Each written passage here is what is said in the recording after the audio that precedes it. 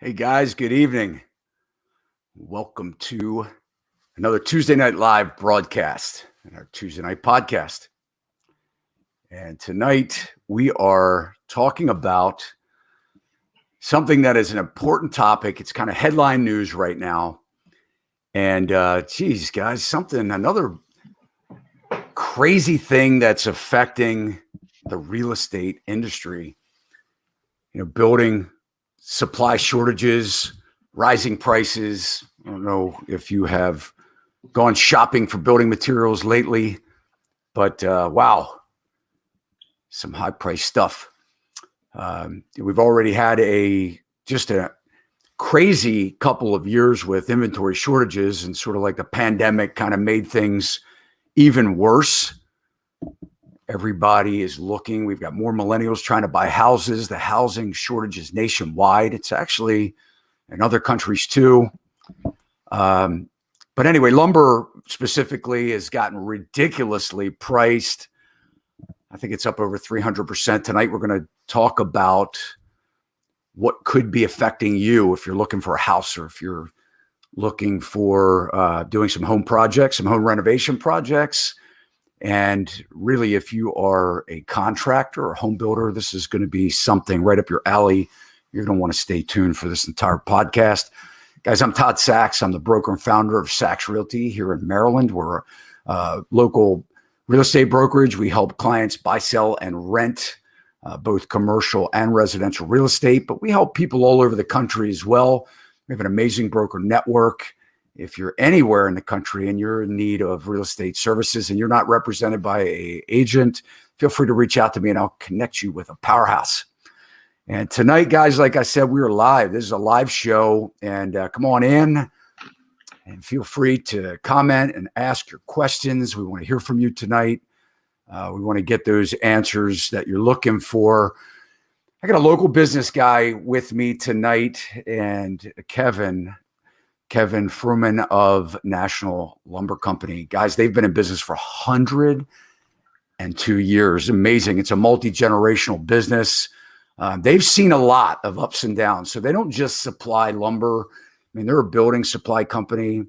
We got a slide up here. If you're watching this, we've got some slides for you tonight that you will be able to check out. And we're going to kind of explain some of the things along the way. If you're listening through audio, you can always check us out on your favorite video or social media platform as well. But if you're listening audio, we will explain things to you in great detail.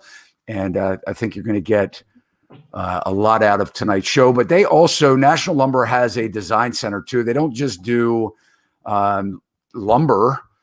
They supply kitchens and, windows and all kinds of building supplies.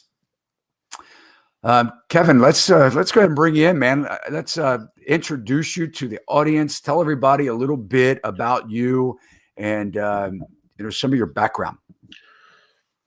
Todd, thank you for having me.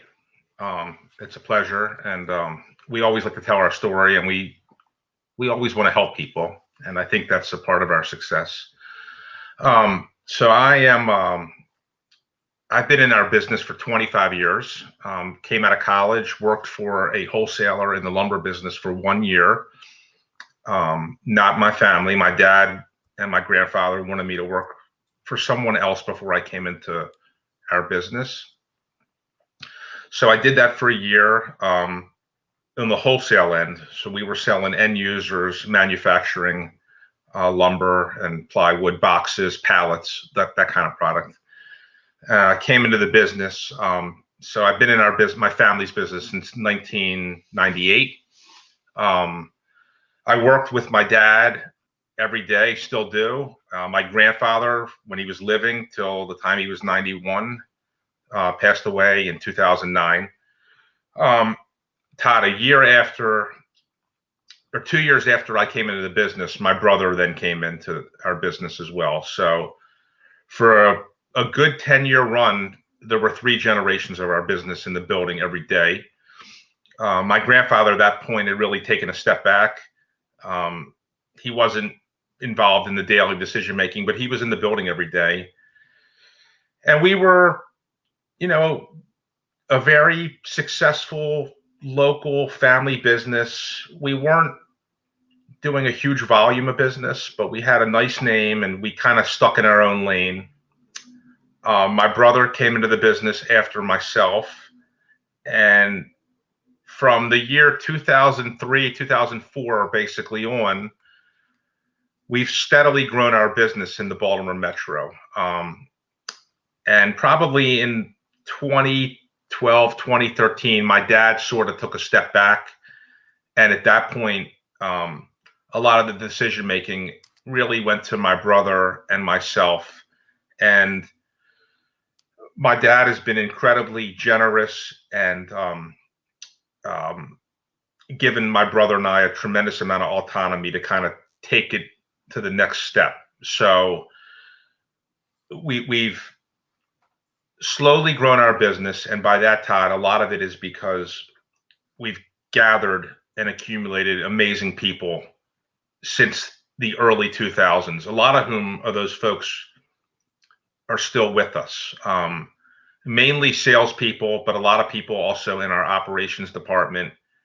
And as we've grown along in our volume and our business, we've had to incorporate a CFO who is a CPA by trade, and people who have MBAs who can help us manage the operations and the finance of it.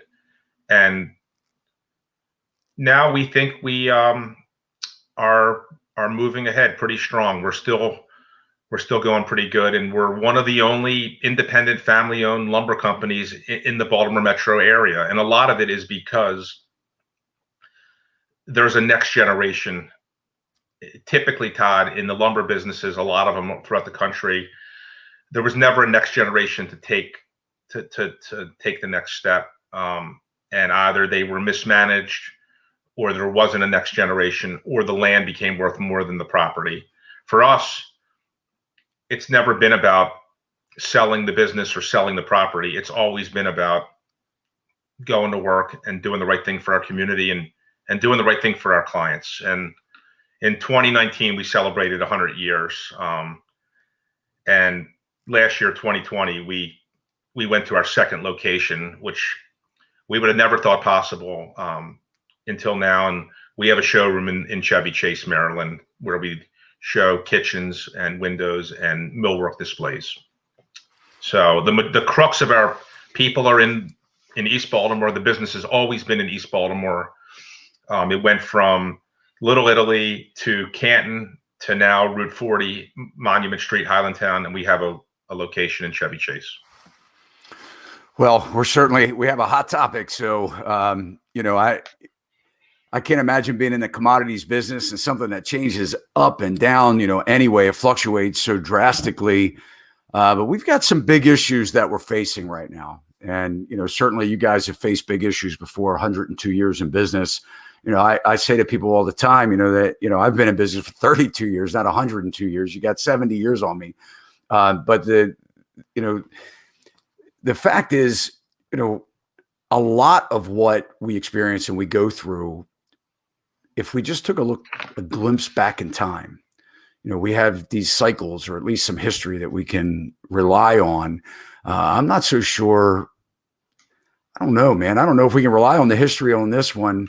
It's kind of unique in nature that I've seen, and I've seen a couple downturns. So, I was certainly a young adult in the late 80s when, we had a recession going on. And then in the early 90s, we had some other hiccups. In fact, I had some of my biggest struggles as a contractor in the early 90s with the, recession. And then, now we're looking at, we went through 2008, the building crash or the housing market crash of 2008, which for me as a builder at the time started affecting me in 2005. And now, we don't need this. We don't need this on top of the, I'm a real estate, like I said, broker, and, we're trying to get buyers in houses, and the prices are so inflated. Maybe they're not. Maybe I'm looking at something wrong, depending on who you listen to. They say, hey, look, these numbers are just going to keep going up. But then when you see, we serve a lot of builders, and as well as you start seeing where these builders are backing off of production. And we're going to talk about that a little later on in the show, what that means, why they're backing off. I know the last couple months, probably the last 6 or 7 months, we've experienced helping clients buy with new home builders, and they've been restricting the amount of home sales to 4 a month, like 1 a week.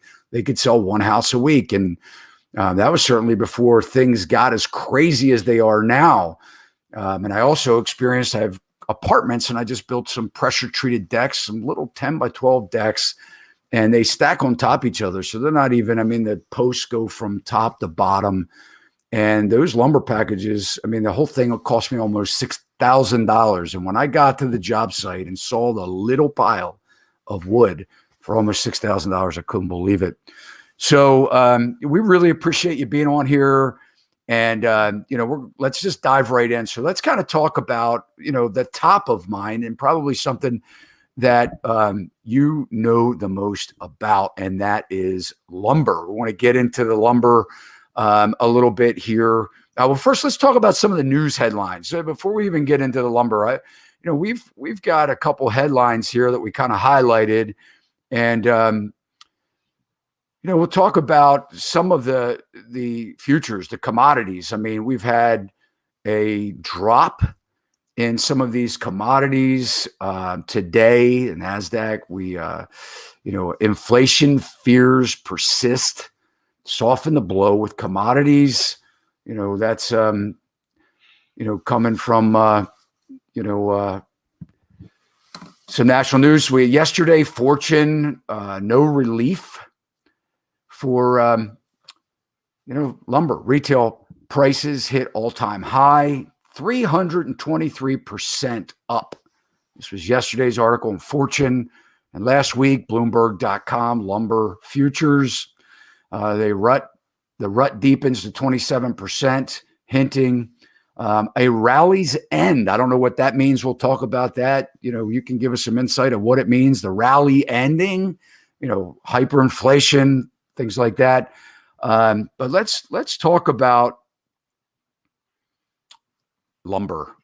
Home construction, I guess, is one of the things that has been driving this the most, Kevin. So just kind of bring us into where we are today with lumber, and why are we seeing these outrageous prices?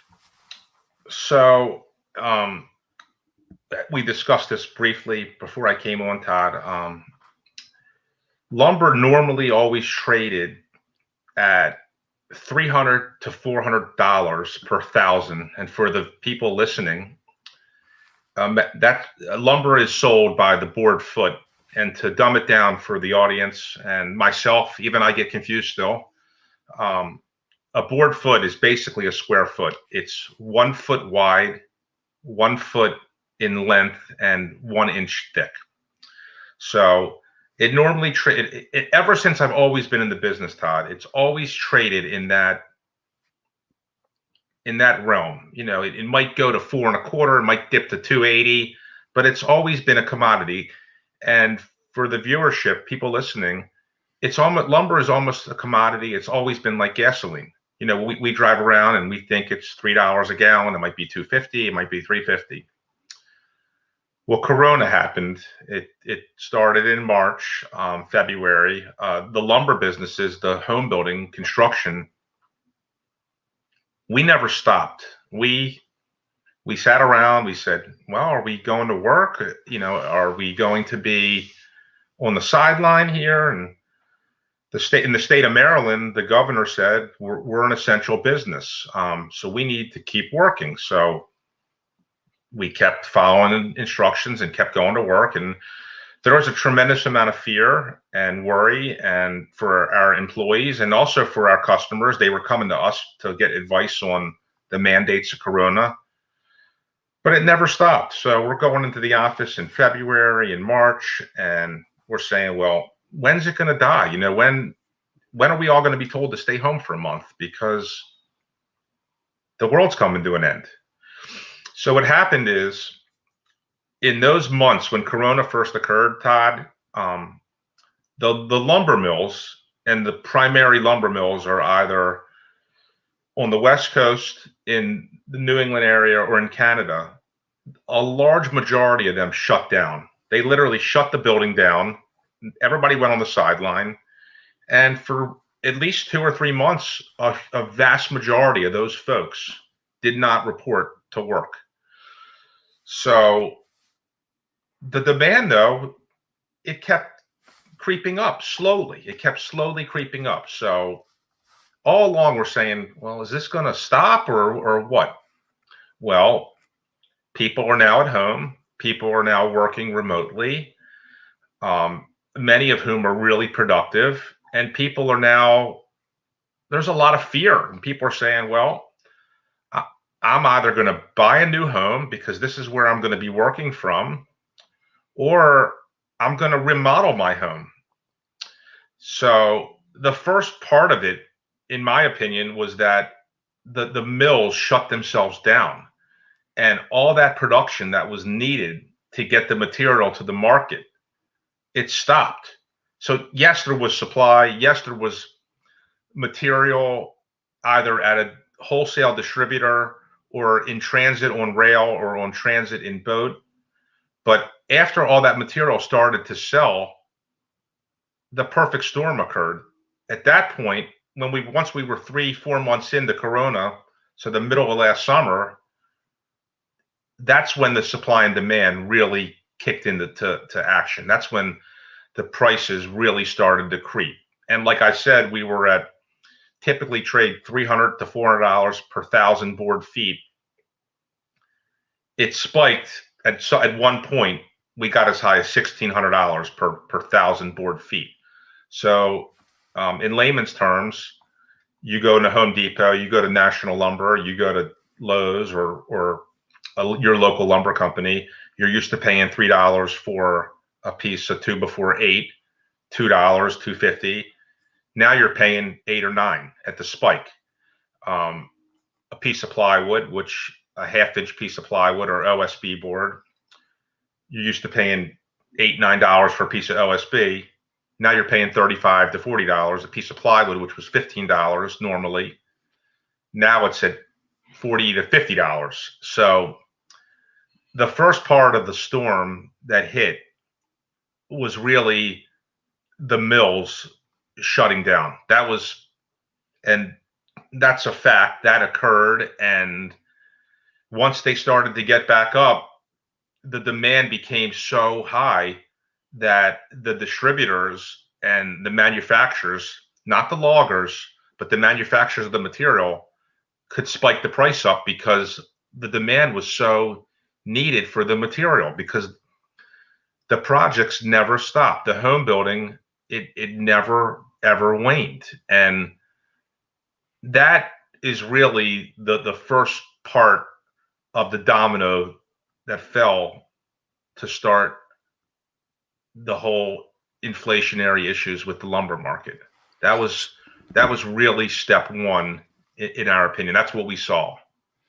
So, and we have a slide up here, and it kind of shows the last 20 years, 21 years in the making, and where it shows, home construction hits the highest level really since 2006. So we had, the tech bubble, and where, home construction, and then it kind of dips down. We saw that 08, where it started 2005, as I had indicated, for builders. And then it really plummeted. And by 2009, you can see kind of like the bottom there. And then it sort of, kind of took its time over the next 5 years coming back up again. And now you see, we're almost at, all-time highs again. So, and that explains it. Everybody was home. Everybody was looking at their houses. When we work and we go out of the house, 10 hours a day, 8, 9, 10 hours a day, including travel time. And then you come home and you're tired and you're making dinner and you fall asleep. You don't really realize that, all those things that are at the house that are bugging you. But when we're, everything from that fenced backyard to, the addition or just minor renovations. I mean, people were just going like crazy. So do we get a lot of imported wood products, or most of what we utilize, timbered here in the States and manufactured in the States? It's a really good question. So there's two parts of the lumber business. There's treated lumber, which is green lumber, exterior lumber needed in any deck, any outdoor project. A lot of commercial projects require treated lumber. That primarily is coming out of the South, out of the Carolinas, Georgia,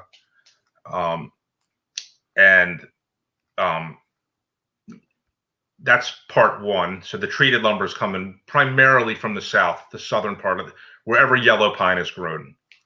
Yellow pine is predominantly a southern product.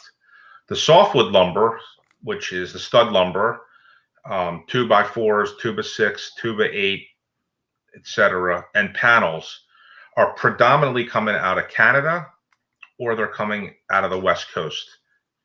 And then you have the pine market, so the trim board market, and that primarily is a northern product, northern states, Maine, Canada, those parts of the world.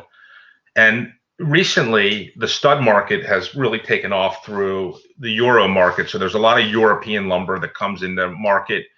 It's a really high grade material, and a lot of builders, Todd, they like the Euro stud. They like the way it frames. So we sell that Euro product too, as well. So it's coming from three different parts of the world: the South, Canada, and by boat through Europe. So when we looked at that chart that we had up there, and we were talking about, it getting close since 2006, it's at construction's at highest levels. We were higher with home construction in the US back in the tech bubble. Did we have a lot of those same problems? I mean, I know, 25 years you've been in the lumber industry working full time, with the family. I mean, did we have the supply crunch that we were experiencing? Is it purely the pandemic? Yeah, so we did not have that supply crunch. And a part of the issue, I didn't bring it up earlier, Todd, but a lot of the raw materials that go into lumber, the polys, the resins, the glues, the papers, etc., that part of the business also was affected greatly by either weather events or by those plants shutting down. So each piece of lumber requires glue. It requires chemical. A lot of it does. And on top of the mill shutting down, the companies that manufacture the raw materials, those were hit enormously. And that created another part of the domino that fell. So if you're in the treated lumber business and you need microzole arsenic to put into that green lumber, and you can't get that material because that plant's shut, well, all of a sudden, whoever has that type of treated lumber, that price can creep up because there's so few people that have it that can sell it to the dealer who can sell it to the end user. So when we talked about this at one point briefly, when the weather events happened in Texas and there was that huge freeze, that was an enormous part of all this and continues to be. Imagine a person climbing up a mountain trying to get to the top, and the rock just keeps pushing that person down. That was kind of step two in the firestorm that was created to get the pricing to where it is today, the inflationary part of it. But I got to tell you, I mean, this all amazes me because, it's like when we went into the pandemic and, you couldn't find products, hand sanitizers or masks. My thinking is, we're the United States. Well, just freaking make them. I mean, let's get on the ball. Let's get it going. Let's get things ramped back up. But it just seems like that, for whatever reason, and whether I guess, it's just people slow to be comfortable working again or getting together or businesses running. I mean, I have a friend of mine that works in the heating and air business, and he was saying that like 40%, and I could be wrong in the number, but it was a huge number, was out because of COVID, was actually sick. That the warehousing workers were getting sick. But it just amazes me that we're still, it's almost like they're pushing this. And we're not going to get political, but I know we could, you and I could have a lot of conversations about this, but it's almost like it's being, like the perfect storm. I'm saying, how are they going to slow the housing market down? Will they raise interest rates? Will they, whatever, have foreclosures that hit the market, allow that to slow the market down or cool it off, or, how's it going to happen? And then all of a sudden, it's like, oh, well, maybe this is how it's going to happen. Maybe they're just going to keep jacking things up. I mean, if you go to sell your house and you need a water heater because your water heater's not, we'll get into further supplies, but you can't find a water heater when your water heater goes up. I mean, you're boiling bath water. You're going to sell your house to somebody and say, oh, you just have to boil your bath water like we did in the 1800s or 1900s to take a warm bath. So, it's like, how will they slow the market down? I don't know. This might be it. And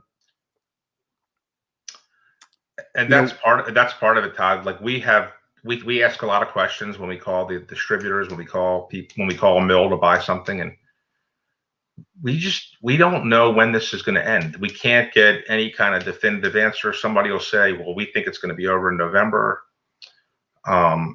We think we got to get through the end of the year.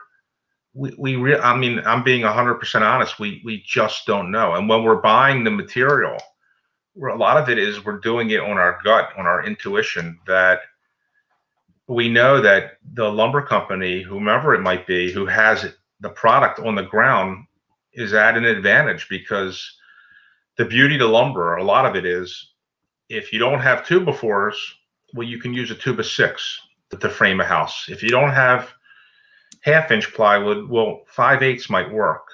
So we're always asking questions to figure out, if something's specified by an architect or a builder a certain way, can we substitute it or strengthen it to the point where we might not be helping you with the price, but at least we can try to supply you with the product. And yeah, you make a really valid point, like why? But when you were mentioning that, I was thinking about, we are the United States, but there was a time where we had 5, 6, 7 people out of our building that had coronavirus. So when I'm missing 3 drivers and I have 10 vehicles, that's not helping the guy in the field.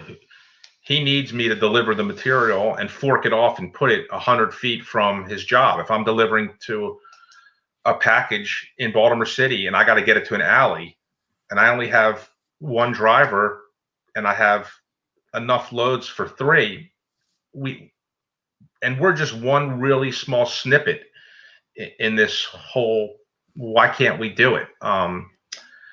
I understand. And I'm not trying to be insensitive to it. No, I get it. I get it. It's just a lot, I'm a consumer too. I mean, I'm a business person, and, we just try and think of, well, we just have to make it happen. I mean, we get in these situations in business. It's like, well, how do you do it? Well, you got to figure it out. And I think we've done a good job. I mean, I'm, certainly not trying to be critical in the way that we've been handling it. And, we are resilient. One of the things I want to talk about, because you mentioned picking up the phone. And by the way, if you're a contractor, I mean, the scariest thing, I was talking to a concrete guy today, and he does a lot of government work and big stuff. And we were talking about steel and prices being up and concrete prices rising. And he was actually telling me, he said, I'm bidding these jobs. And he said, I don't even know what my costs are. That's a scary thing. I mean, if you're a builder and you're building an addition or pricing an addition, I mean, it's almost like you have to be in direct contact with your supplier to know what are the costs today, so that you don't get hurt. And you have to be careful and say, hey, this price is only good for 2 weeks or whatever, because, I know we can get it now, but we may not be able to get it. But one of the things that I know that you have recently done, and I want you to kind of explain it a bit, because people may think, well, this guy's in Baltimore, he doesn't have a huge business, even though you do have a very big business, but, on a nationwide level, you just got back from a conference, and I think it's every year, I think you were telling me or whatever, you have this conference. Can you just explain that, how timely all of this really is, that you just got back from this conference and what that was all about? Yeah, so I can explain. We're National Lumber Company. We're part of a buying group. When we buy material, we buy it through a co-op company called LMC. They're out of Philadelphia, Pennsylvania. And the LMC dealers are made up of approximately 300 lumber companies across the country. There's one in at least every state. And we are really blessed by being an LMC dealer, because when you take those 300 lumber companies and you add up all their volume, we now become a really big player in the lumber business throughout the country. So our buying power through LMC becomes incredibly impactful. We're able to buy correctly because LMC will negotiate for us, the dealers, rebate programs or pricing structures for all of the dealers across the country. So twice a year, other LMC dealers, 9 LMC dealers and myself and my brother, we go to visit one of the yards that's part of our network. We went to Texas. So it's very valuable. We have people that are in our roundtable from Texas, the Bay Area, California, Cincinnati, Ohio, Texarkana, Texas, Princeton, New Jersey, South Bend, Indiana, Lafayette, Louisiana. We're covering every single market for the most part, Midwest, East Coast, South, and the West Coast. So when you're with the other dealers, and we all do roughly the same volume, our businesses are all basically the same in dollars, and we have a moderator who oversees it. When you're with the other dealers and the moderator, you learn that it's not just where we sit in Maryland and Baltimore. They are experiencing the same exact issues with supply, with pricing, with inflation. And we are trying to make each other better by sharing information with each other of how we all do business in our respective markets. And we don't compete with each other, but we have a confidentiality agreement with each other, and we share our financials, and we share with each other how we come to market and how we can compete in times like this. That's really the crux of it, the gist of it. And I know you shared some things with me before we went live. I mean, obviously, you're a business and with business concerns, and I mean, are you collectively concerned about where things are going? I mean, you were just saying your dad was talking to you today about, panels, ordering panels and materials. And he was asking you, and this is a guy that's been in this business his entire life. Yes. And his dad started it. So, and he's coming to you saying, should we back off of buying? I think we're at the point, Todd, where if we think we can buy something that's a commodity, so anything that we know we can move or we know we're not going to get hurt on, and we're looking at our inventory dollars really hard every day, we're going to purchase it because we know the demand is still there. It's not waning. I do want to go back to something you said real quickly about the estimating and the builders and the people that are listening who might be builders. One thing we shared when I was in Texas, in Dallas, every one of us, when we prepare an estimate for a builder or developer, a homeowner, depending on the product category, we write on that estimate, pricing is good for 2 days, pricing is good for 7 days from now. Sometimes we've said pricing is good for 1 day, because if we have a product quoted and we don't have the inventory to cover it, we have to base it on the price we have it on the ground and not the price we have it when we go to buy it. So when you pull into the gas station today, that's the price. If you go to buy the gas a week from now, you can't lock into that price like it was a week ago, potentially. You hope it goes down, but we've been incredibly communicative with our customers through social media and our website. We have a very large Instagram feed and Facebook, and we make videos and we tell our builders to call us and to get on top of us all the time. And we are sharing that information every day. Like, you cannot, Todd, you cannot make an assumption at all that the price that the lumber is today will be the price in a month. You just can't. We most likely, we hope we can hold it, but we don't know. Yeah, but we're looking at a slide right here from 2017. Yes. I mean, that shows the board foot that we're talking about. Yeah. So, and I talked about this when we first started. If you look at the red pre 2020, it all kind of sat right around in that $400 neighborhood. So, do you see it going back? Do you ever see it going back down to that $400 neighborhood?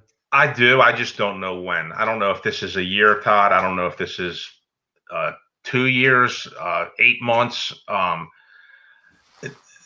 The demand is still there. You know, you mentioned that when you get home, people are in the past, they're just making dinner and they're going to bed and they're not thinking.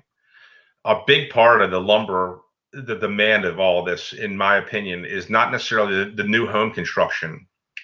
We're kind of in our own little bubble in Baltimore. In Maryland, there's not a huge new home construction world. In parts of this world, in the Midwest, in Texas, in California, Florida, Nevada, you have areas that there's always new homes being built. In our little pocket where we sit, there's a tremendous amount of remodeling, a ton of it. There's a lot of older homes. There's not a lot of land. We spread into that DC world too. So they don't let you build on the land. We have a lot of land, but you can't build on it. Yeah. So, but the point I was trying to make is, if you live in a established East Coast world, New Jersey, New York, Maryland, Virginia, New England, there's a tremendous amount of remodeling that has occurred here. And you sort of briefly spoke about it, but you know, the cost to borrow money is not high right now, and banks are loaning out money, and the appraisals are, for the most part, I guess, okay. And people can borrow money and do a home improvement project that they not normally would have done, because now they're working from home 70% of the time. Well, the appraisals, you know, people are going in and paying cash over appraised value. So, you know, yes. I mean, that's a topic in itself. Well, you know, one of the things, you know, and I want to talk about, I have a friend of mine that is in fence supply, and he may even be listening right now. But you know, he has told me that, you know, he's actually for the first time seeing people turning away at the counter. You know, that they're coming in, and when they realize how much it costs to build a fence right now, they're saying, you know, like, it's too much, you know. And he said for the first time ever, they're going through the whole work order, pricing it up, finding out the fence is $10,000, you know, to put it in. And they're just saying, never mind, and walking away. And that's something kind of new. But, you know, I do want to talk about too, because of, and we'll get into some other supply issues and some of the things that are these driving forces. It's not just the prices. A lot of it is delays in, like you said, the materials to get the price. So you've got a project that I have so many friends and clients that are in construction, and they have all these jobs they can't get done because, you know, I mean, you would think, I mean, like paint supplies are short. And, you know, a big job, you know, went to, and the painter was painting with 1 gallon buckets instead of 5 gallon buckets. And he said, you know, he's traveled, you know, the whole state buying up all of the paint that he can to finish this job. And, you know, and that's all he can get is in 1 gallon containers. So, but anyway, there are other driver factors, and maybe we can talk a little bit about this, Kevin. You know, you've got the material product costs, you know, so what this slide here is really reflecting, you know, the do-it-yourselfer projects, because, you know, when we're talking about people walking away from the counters, you know, when they realize what things cost. But it's not just the cost, even though that seems the highest, 39%, they're delaying projects because of cost, you know, 35% loss of income, 32% shortages of material products, or delays in material products, and, you know, them not having in the materials to finish the entire job. Labor costs are up as well. So you're finding skilled labor in this high demand cycle. of, people wanting all these home projects, and then job security concerns as well. I mean, let's talk about some of these driving factors, because, we haven't even touched on trucking. You said one of the issues that we have, and before you kind of address that, there's been articles and sort of stories that are saying, out in the sea, there are ships that are sitting there, full of building supplies or building materials, but they're not coming in. Maybe you can talk about why that is. I mean, are they waiting for the prices to go higher, or, are they having trouble getting unloaded? I think somebody had said too, maybe it was even you, how many tractor trailer loads it takes to unload a ship. Yeah. So can you talk about that and some of the shipping issues that we have going on? Yes. So as far as the boat, a lot of material comes out of South America, molding, trim. A lot of material comes from Europe by boat. It'll sit in a port because depending on the manufacturer or the wholesaler, if they can get a higher price in whatever market, it'll sit there until they can spike the price up. As far as the transportation, there's not enough trucking people, freight companies to move it all around. That just is another factor that continues to drive the price up. If we were paying into our blended cost and our landed costs for a truck treated, and a trucker before Corona was charging us $500 to move it from the Carolinas up to Maryland, and now they can get $800. The consumer and the dealer yard, we bear the brunt of that. And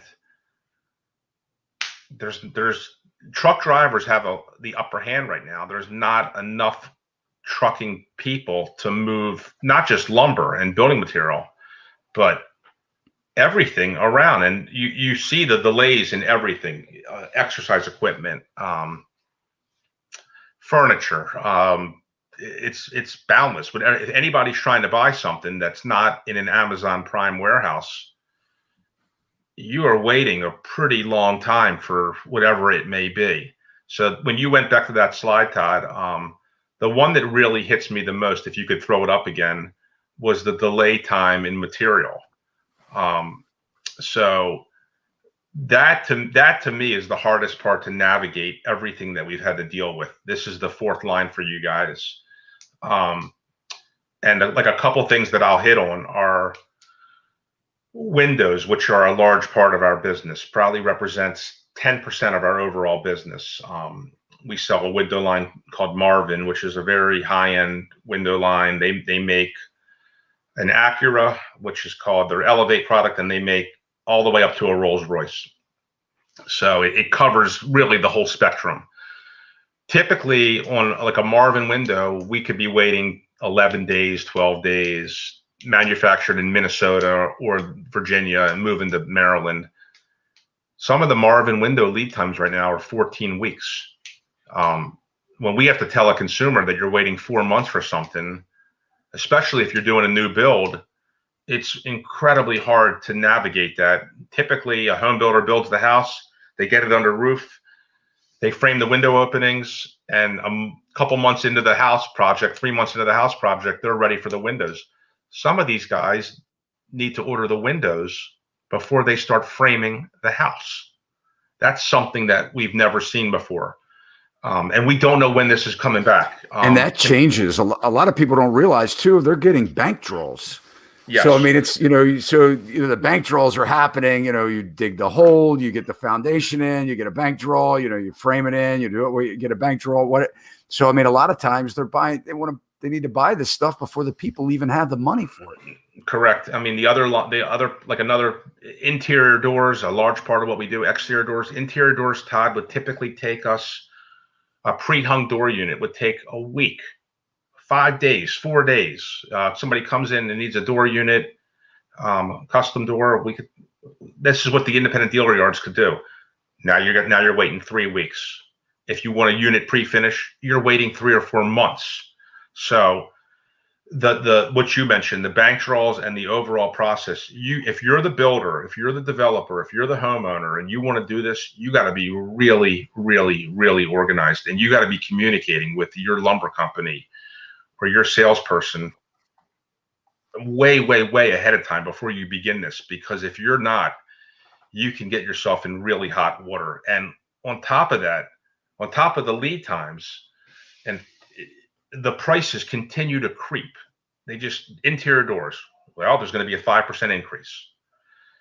Windows, there's going to be an 11% increase. It doesn't sound like much, but if you have a Marvin window package for a new home, which could be, let's say it's $40,000, which is not crazy, but very common in a $500,000 new home, and you got to wait 4 months for that product, you better be talking to if you're the builder, you better be talking to your dealer, and you better be hoping and praying that everything's ordered right and everything's coming in and being handled correctly and everything's being delivered correctly, because one little snafu and the train literally is derailed off the track. How about will that builder even be around? How much is this affecting those smaller builders that are, yes, doing these custom homes? I mean, you've seen this happen historically. You start out and, and one of the things that I, was talking with a builder, and they were saying, that they're putting in escalation clauses in their contracts. Yeah, they are. And, when somebody goes to apply for a mortgage, a new construction loan, and let's just say that $500,000 house, that's what they're qualified for. If you look at like lumber, historically, it's about 20% of the, cost, the building material cost of the home. And, with these prices going up, I mean, you can't just go to the bank and say, oh yeah, now it's going to cost me $600,000. The builder says to build my house. We're into this. That can wreck the whole deal. Sure. It can really wreck the whole deal. And we've seen it happen where I've had a couple friends, family friends who came to us and they were looking to build a new home or do a massive project. And they've really said, wait a minute, and people that call me, Todd, or friends, family, guys we know in business who are builders, investors, rehabbers in the city, we're saying to folks, look, unless it's absolutely critical, you may want to hold off for a little while and just take a break and see if this calms down, because aside from the cost of the material, the bigger issue too is from the dealer supply side is even finding it. Like Todd Sachs calls me and he wants a Trex deck. Well, the National Lumbers of the world, we have a couple people we can buy Trex from, distributors. We got to call those distributors and we got to pray to God they have it on the ground. They might say in the color we want, and they might we have to have the right railing color. We have to have the right screws. All these things go into this that, as the consumer, you may not think about, but if we can't get the decking color that's specified by the architect, that's specified by the HOA, we're no good to anybody. So our relationships with our wholesalers and the manufacturers are critical. Like, they got to know that if they're bringing it to market through us, that we're going to be good for the cash to pay our vendors, and that we're putting it out into the market to the right person. But yeah, the delays and the allocation part of it are a huge part of it. I mean, if the lumber company is not a supporter of whatever manufacturer product, they're not even going to get their hands on it. If a dealer yard needs Trex and we don't stock it, if we didn't stock it, we couldn't call the wholesale. They wouldn't sell it to us. So you have to be in programs to be very loyal to the products to get them once they're needed. So the gist of all we've spoken about tonight, Todd, is that it's like we don't know, and I'm not trying to create fear. I'm just trying to be honest and as communicative as possible to you, to tell you that, hey, you can call it. We will hunt all over the place to try to locate it for you, but don't make any assumptions that if somebody needs a unit of X, that the wholesaler, the manufacturer, or that the dealer lumberyard company is going to stock it or have easy access to it. Well, and for those that have logged on and didn't catch the introduction, I mean, we're talking with Kevin here of National Lumber Company. They've been in business for 102 years, guys. I mean, we're dealing with an expert. We're hearing from industry leader here locally and is connected nationally in every market, major market in the United States through their network, their co-op that they buy through. And we're hearing some guys. We're hearing some honest advice. Kevin saying to his friends and his family, if you don't need to build it right now, you may want to wait.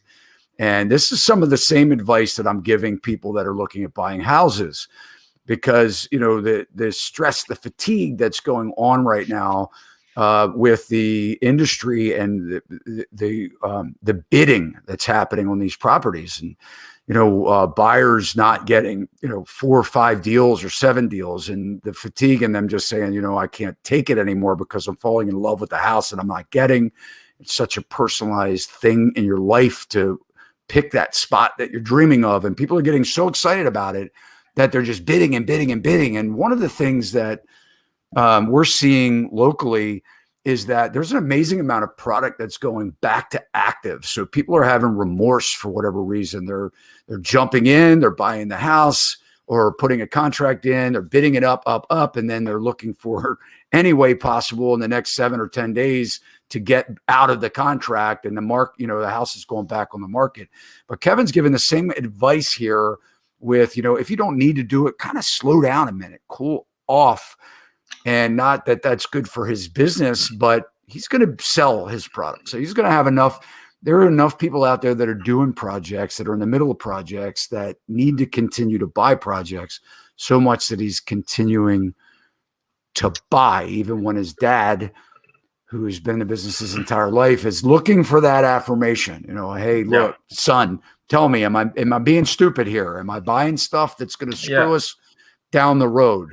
And Todd, one thing I wanted to mention is, and this is from a business standpoint, anybody that's in any kind of business, there are projects that we have been looking at, bidding, and we look at the list and we say, well, we can't bid it.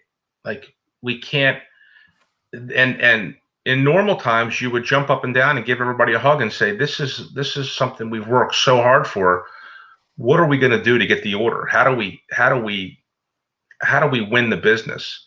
Some of it is almost, I'm being brutally honest, some of it is almost a relief, because we're saying, I know Todd needs all this material to build this project. It might be $100,000 worth of lumber, but we can't supply it to him. If we go to buy it, we don't know where we're going to find it. So how about concrete? How about, I have a builder client of mine that just called me this evening, and he may even be listening. And he had said, he's building a house for his brother, and they priced out the lumber package, and there he is. Dan just came up. Dan Ryder, client, been dealing with him for about 7 years now. Lumber over 270%, and inconsistent availability has made it to the point where, as a spec builder, I'm looking at different building options, such as insulated concrete forms. Mm-hmm. Lumber's killing the overall price of new construction. Too much volatility to risk tens of thousands of dollars. This is what we're talking about. Thanks, Dan. We appreciate you, contributing here. And guys, if you have any questions, now's the time. Go ahead and chat them in, comment them in. We'll try Todd, you asked about, let me interrupt you real quick. Pardon Sure. me. You asked about concrete. We don't sell enough concrete. We only sell it in bag. It's not really our business at all. So I don't. But what about building a house? Well, that's a whole nother entity. That could happen. We talk about 3D printing. Can you do a house in 3D? Can you do a house manufactured by a 3D printer? Is steel going to take over? And we all kind of talked about this, at least when I was with some other dealers in Texas. We just don't know. Lumber has always been the commodity. I think most builders don't know any different. They know that either a house is going to be stick built or it's going to come in a panel form from a production track builder. But we don't take anything for granted, Todd. We don't. Could that happen? Absolutely. Could lumber one day kind of go by the wayside? Of course it could. You can't screw that up though, man. I mean, if you build a concrete house and your window sizes are wrong, you just waited 14 weeks to get your windows. Yeah. I mean, you probably could. It would take a lot of work and a lot of saw blades. Yeah, we have another comment here from Nick Kobus. I'm in the electrical trade, and we are not able to honor estimates for a few weeks due to the increased material costs. And I was, we were talking about this too. I mean, a lot of times, and we didn't even talk about Home Depot and Lowe's and these big box stores that have no warehouse. Their whole showroom is a warehouse. Basically, I mean, they've been, you go to Home Depot and try and look at lumber, and it's non-existent. I mean, it's picked over the minute that it hits. I mean, it's littered. People pick through it, or it's not even there. The depot is really geared towards the do-it-yourselfer, the weekend warrior, the small guy. Most builders are dealing with a lumber company who can supply them the entire package. And Depot is incredible at what they do. They're expert marketers. They get you in there. They know exactly what they need to do to sell the item. They really set the market. But this is even, think about it, Todd. If you look at the prices of Depot, and we look at them every day, we are looking at their stud market every day, their panel market, because we're trying to see if we own it the right way. We are going to cut it. We're going to be below the Depot. We are really mindful of that. When a little guy like ourselves, very little, I mean, we're minuscule. We're we're a peon compared to the Depot. When we can undercut them, that tells you how in flux the market is. In no way should we ever be able to sell OSB board below the Depot. And we have, because we've been purchasing it all along at the market rate when we go to buy it. So Depot is setting it once it hits their store. We're setting it once we blend it into our material costs, in our ground with our other inventory. So where are things going? You don't know where things are going. I mean, you guys are still buying products and full speed ahead. I know that you don't deal with the big builders, but Kevin, your other builders, there was a big article that just hit saying that I think it was in 1 month, new home construction went down, or at least in the production, like 13%, which is a pretty big number when you're talking about nationwide, especially some of these states that are, big with new homes. Yeah. I haven't seen the data though, Todd, on the building permits that are being pulled for remodeling. And if in my gut, it has to be up massively. And I only know that because we cover a lot of the remodeling market and some new home, but the remodeling market it's exploding. It hasn't stopped. And I don't see that happening anytime soon. And I think the guy that lives in Iowa, who is in the insurance business, and he's married to his wife who has a hair salon, and they can borrow that money and they can put an addition on in their house for $150,000 and borrow it at 3% and put a beautiful study, library, gym in their house and pay an extra $300-400 a month that they can afford. Todd, they're doing it. And that's just, I think a lot of us, we get stuck in where we live in our own little world. We get stuck like, well, this is what goes on in Maryland, in Baltimore, in the DC market. We're not a huge market compared to Dallas, Denver, Chicago, the Bay Area, Atlanta, Miami, New York City, Metro, Westchester. If you think if we see it happening here, it's happening in those markets tenfold.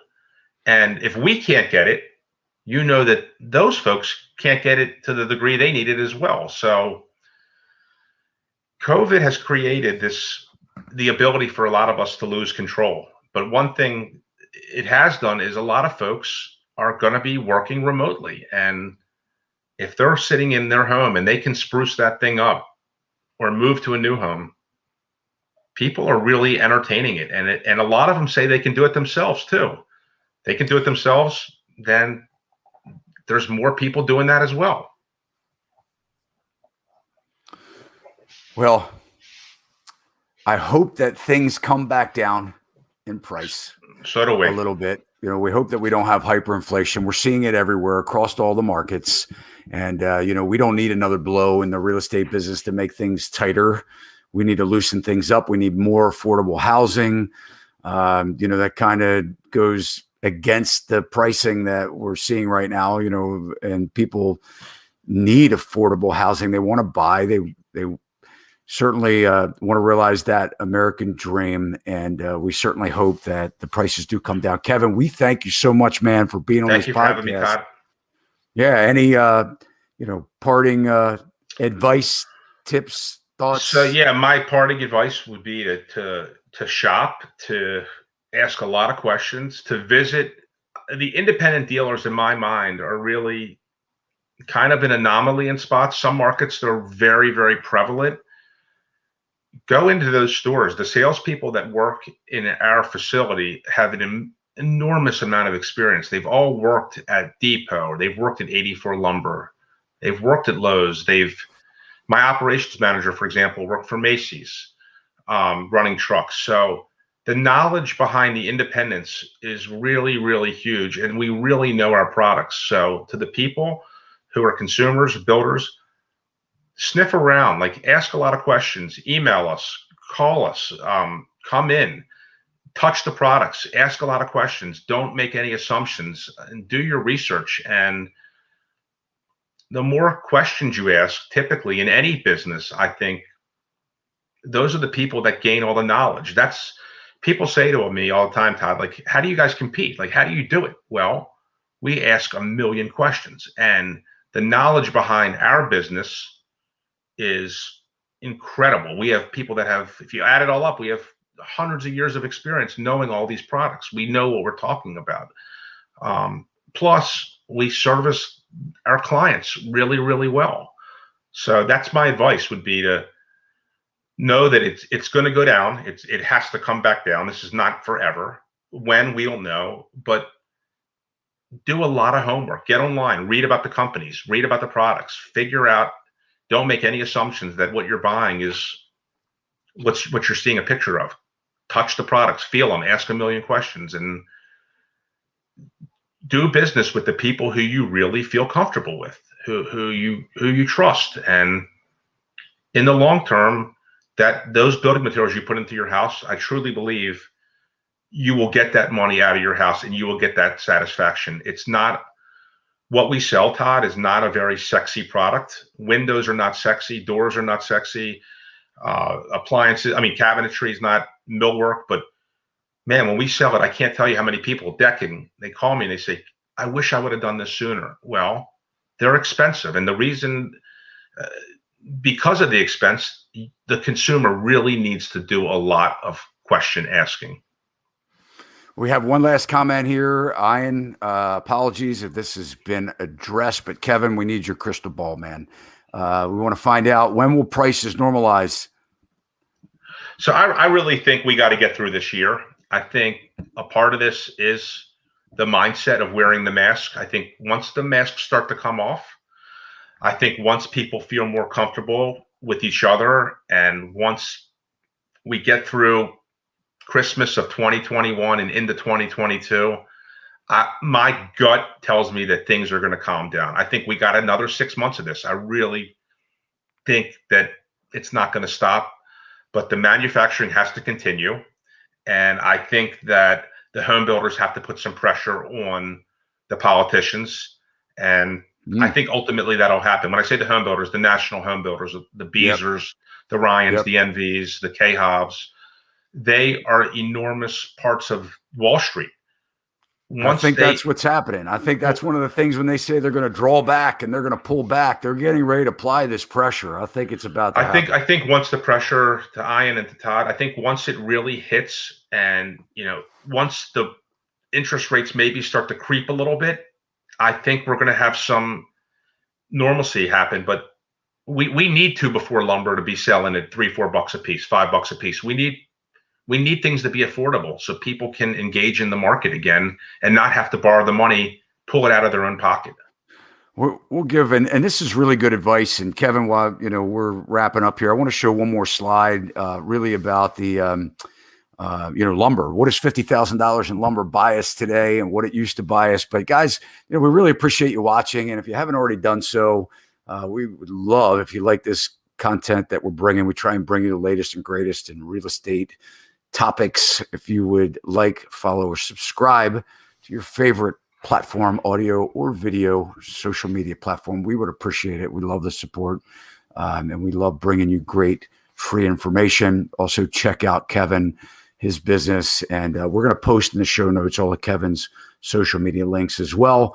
But this is, in parting here, we're just going to kind of give you another visual here.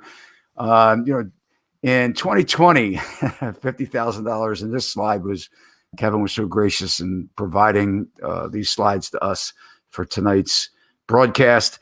And this kind of gives you a little visual of what you could build with $50,000 worth of lumber in 2020 and what you can build today. We've got this slide is really like, wow. Like, you look at it, Todd, and you're like, oh my God. I didn't want to forget it. And they say the average home price in today's, I read, I think last week, the average lumber cost has increased $40,000 in the average home. And that would be, Todd, a 3,000 square foot home for a newlywed couple. Nothing crazy, $300,000, $400,000 home. So once you get out of that world, if you're building $1 million home, which in a lot of markets, not necessarily the Baltimore market, if it's $40,000 there, it could be $150,000. And that doesn't include any of the other material, the windows, the doors, the roofing, the asphalt, the concrete, the every other part, the appliances, the cabinets. And that's why we got to get back to some sort of a semblance where things become affordable without having to borrow it. Definitely. Well, Kevin, thanks again, man. We really appreciate it. Guys, until next week, have a great week. We'll see you next Tuesday night.